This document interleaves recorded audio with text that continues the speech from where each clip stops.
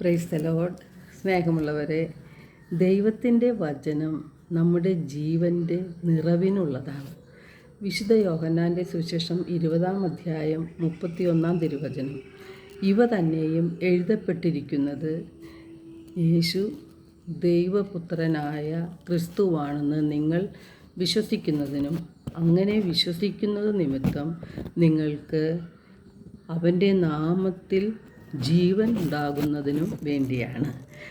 വിശുദ്ധ യോഹന്നാൻ്റെ വീക്ഷണത്തിൽ ബൈബിളിൽ എഴുതപ്പെട്ടവയെല്ലാം യേശു ദൈവപുത്രനാണെന്ന് നാം വിശ്വസിക്കുന്നതിനും അങ്ങനെ യേശുവിൻ്റെ നാമത്തിൽ നമുക്ക് ജീവൻ ഉണ്ടാകുന്നതിനും വേണ്ടിയാണെന്ന് വ്യക്തമാക്കുകയാണ്.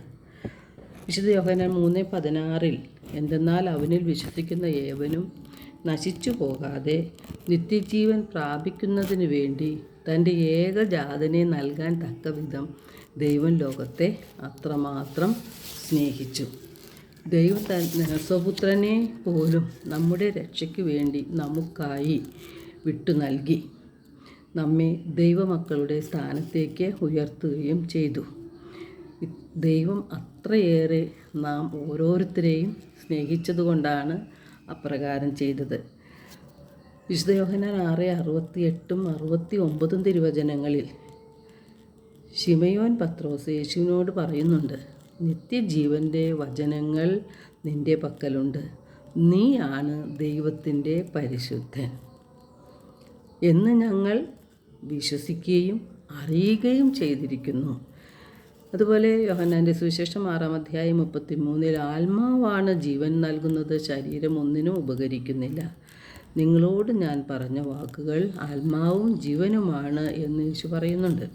അപ്പോൾ നമുക്ക് നിത്യജീവനിൽ കഴിയുന്നത് ആത്മാവിൻ്റെ അവസ്ഥ അനുസരിച്ചാണ്. ആത്മാവ് പാപാന്തകാരത്തിലാണെങ്കിൽ നമുക്ക് നിത്യജീവനിൽ പ്രവേശിക്കാൻ സാധിക്കുകയില്ല. അപ്പോൾ ആത്മാവിനെ രക്ഷിക്കാൻ കഴിയുന്നത് ദൈവത്തിൻ്റെ വചനങ്ങൾക്കാണെന്ന് വിശുദ്ധ യാക്കോബിൻ്റെ ലേഖനം 1-ാം അധ്യായം 21 പറയുന്നുണ്ട്. ആകയാൽ എല്ലാ അശുദ്ധിയും വർദ്ധിച്ചു വരുന്ന തിന്മയും ഉപേക്ഷിച്ച് നിങ്ങളിൽ പാകിയിരിക്കുന്നതും നിങ്ങളുടെ ആത്മാക്കളെ രക്ഷിക്കാൻ കഴിവുള്ളതുമായ ജീവൻ്റെ വചനത്തെ വിനയപൂർവം സ്വീകരിക്കണം. അപ്പോൾ വചനത്തിൽ ആഴപ്പെട്ടുകൊണ്ട് നമ്മുടെ ആത്മാവിനെ രക്ഷിക്കുകയാണ് നാം ചെയ്യേണ്ടത്. ഇതിനായി ദൈവം നമ്മെ ഓരോരുത്തരെയും സമർത്ഥമായി അനുഗ്രഹിക്കട്ടെ.